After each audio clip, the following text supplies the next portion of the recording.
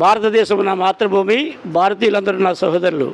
నా పేరు Shaik Farid Kasim, APSRTC Bahujan employees welfare association state chairman.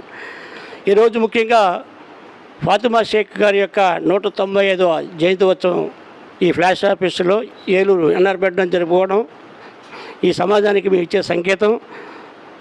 భారతీయులందరూ కూడా కులమత వర్గ విచక్షణ లేకుండా అందరూ సోదరులుగా ఒకరినొకరు ప్రేమించుకుంటూ ఒకరినొకరు సన్మానించుకుంటూ సమాజానికి మార్గదర్శులుగా ఉండాలని చెప్పేసి ఈ యొక్క వేదిక ద్వారా మిమ్మల్ని అందరినీ, దేశ ప్రజలందరినీ కూడా కోరుకుంటున్నా.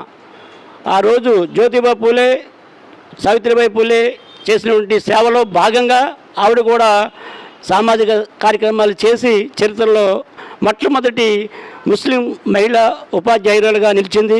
కాబట్టి ఏ విధంగా అయితే జ్యోతిబా పూలే, అంబేద్కర్, కాన్షీరామ్, సావిత్రిబాయి పూలే జయంతి ఉత్సవాలు వర్ధంతులు జరుపుకుంటున్నామో అదేవిధంగా ఈ మహిళా ఉపాధ్యాయురాలు అటువంటి మొట్టమొదటి మహిళా విద్యా ఉపాధ్యాయురాలు షేక్ ఫాతిమా గారికి భారతరత్న అవార్డు ఇచ్చి సగౌరవంగా ఆ జాతిని, మా జాతిని గౌరవించవలసిందిగా భారత ప్రభుత్వాన్ని కోరుతున్నా.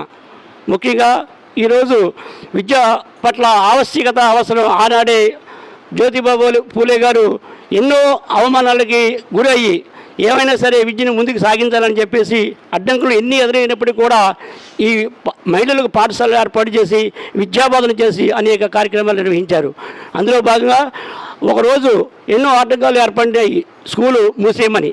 అప్పుడు ఫాతిమా షేక్ గారు సోదరుడు ఉస్మాన్ షేక్ గారు వారి ఇల్లు ఇచ్చి పాఠశాలను ముందుకు సాగడానికి సహకరించారు. మరి అటువంటి హిందూ ముస్లిం భాయి భాయి ఐక్యత వర్ధిల్లాలి అనే నినాదంతో ఈరోజు ఆవిడ యొక్క కార్యక్రమాన్ని మేము నిర్వహిస్తున్నాం. అదేవిధంగా అట్టడుగు వర్గం నుంచి వచ్చినటువంటి షేక్ సాబ్జీ గారు, ఎమ్మెల్సీ గారు చాలా అట్టడుగు వర్గం నుంచి వచ్చి మరి సమాజానికి ఎన్నో సేవలు చేయాలని చేస్తూ కూడా ఆయన ఉద్యమంలో బాటలోనే పరమపదించారు. ఆయనకి స్వర్గప్రాప్తి కలుగుక ఆమీన్. ఈ సందర్భంగా నేను కూడా ఈ యొక్క షేక్ ఫాతిమా విజయోత్సవే కాదు, జయంతోత్సవే కాదు, ఇక మిగిలిన ప్రముఖుల యొక్క వారి యొక్క జయంతోత్సవాలు, వర్ధంతులు, పుట్టినరోజులు ఈ వేదికగా జరపాలని చెప్పేసి కోరుకుంటున్నాను. మీ అందరి వద్ద సెలవు తీసుకుంటున్నాను. జై భారత్, జై హింద్.